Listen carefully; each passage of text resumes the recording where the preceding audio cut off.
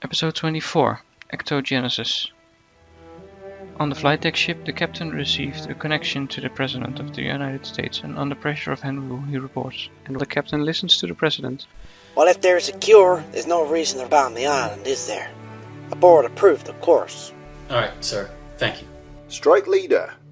Dropping bombs. No! Quickly, the captain pushes a button to send a message. Abort! Abort! Abort!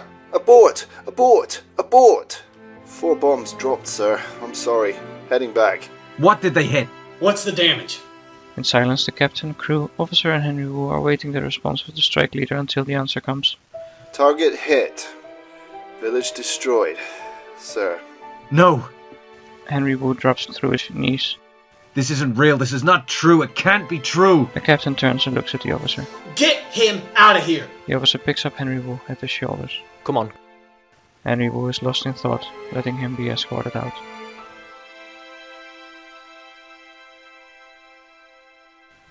Sarah and Tim had just jumped off the cliffs as the 4th bomb had hit just behind them. Having gone deep underwater from the fall down, Sarah now comes up, looking around for her father, Jerry Harding, who had been just behind them when the bomb hit. Dad! Dad! Looking up, she calls against the cliffs, up at the jungle above, which is bathed in orange by the fire caused by the explosions. Dad! Then Tim comes up on the surface too. Tim, did you see my father jump? With pity on his face, he wipes away the water from his eyes and face, and shakes his head to say no. Looking up, Sarah sees the fire, hearing it crackling up on the cliffs. Under its orange glow, a tear rolling down from her eyes disappears in the water, dripping from her hair down her face. Knowing her father was up there, she wipes the water off and decides to swim back to the right bank of the river. And not long after, both Sarah and Tim are climbing up on the low rocky banks of the river. Tim moves towards Sarah, putting his hands on her shoulders. I'm really sorry, Sarah. Sarah wipes away another tear from her face. Nothing we could do about it, I know. We just have to move so we can get off this island. So, we climb? The jungle's on fire up there. Sarah points to their left. A little up the river, Tim sees the small boathouse too, with a cave behind it. Sarah starts walking in that direction, saying what Tim is also thinking. Maybe there's a boat we could take down the river to the ocean. Tim nods and follows Sarah. When they arrive at the boathouse, they look inside. The rotten wood of the floor is broken, leaving them standing at the doorway. A sunken rowboat left the tip of the bow out of the water, useless. There's nothing else inside but a small scratched case lying on the floor.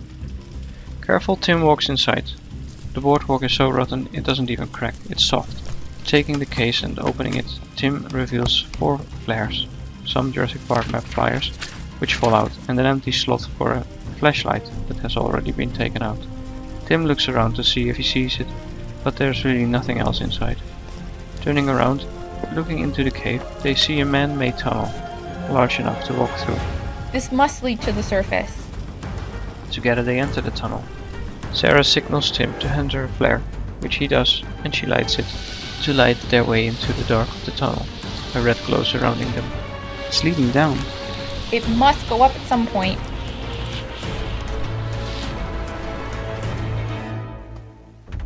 On the flight deck ship, the captain and crew are looking out to the deck as the 6 jets are touching down on the deck again.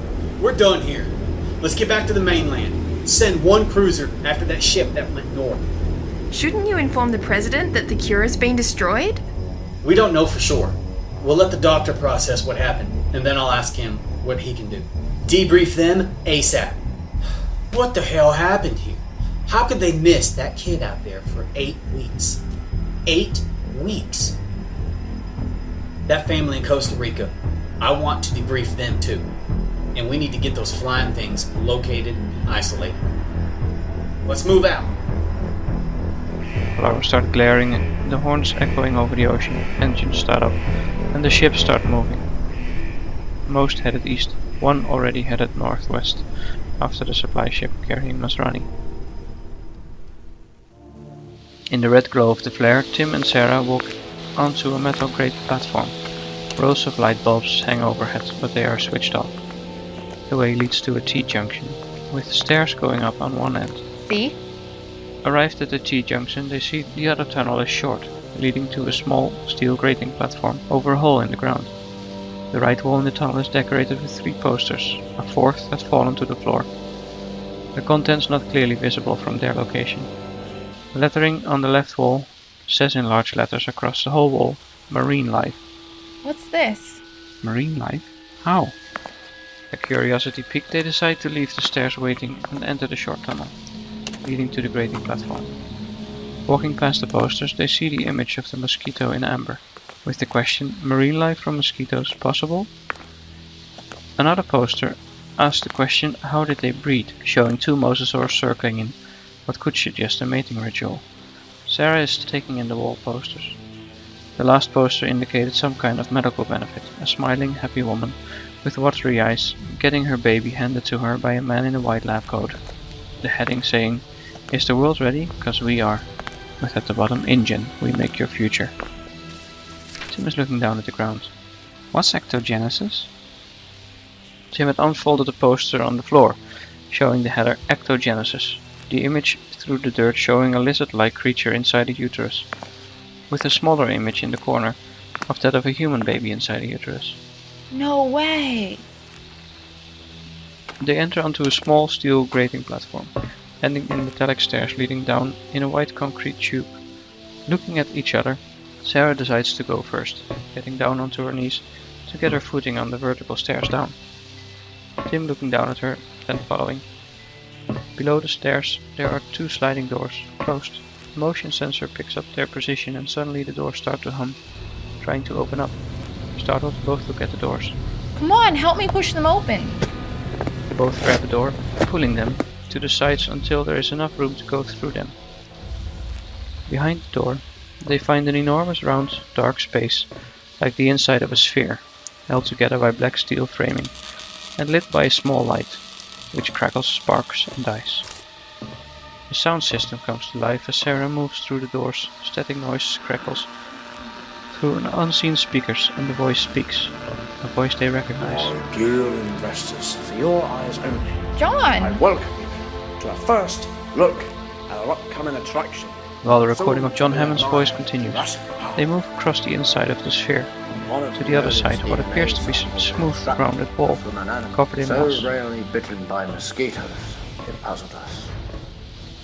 Finally decoded, it surprised us even more. Sarah removes the moss from the wall, making squeaky sounds. It's glass! Little did we know about our real luck, but we would soon discover. When in 1985, Sarah and Tim move along the enormous dome, gliding her hand along the smooth surface, removing moss, squeaking. it dawned on us. We progressed our thinking. What are you on about? Reading underwater, I think I know. It's an aquarium. It set our scientists For down what? the path of ectogenesis. And while the world may not be ready to accept this breakthrough in science, we at International Genetics Technologies are. These young Tylosaurus here of the mosasaur family as proof of our success. At that cue, the lights within the tank are switched on automatically, and for a short moment an enormous adult Tylosaurus is clearly visible through the moss, right next to Sarah, hanging stationary in the water. Its jaws wide open. Sarah and Tim let out short screams in terror, but then Sarah takes a closer look. Is it dead?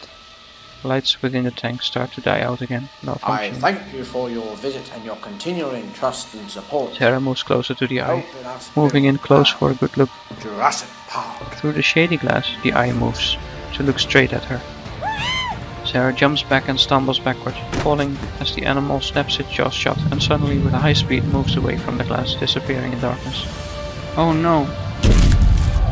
The Tylosaurus had hit the side of the aquarium with full force, creating a spiderweb in the glass. Water started to seep through.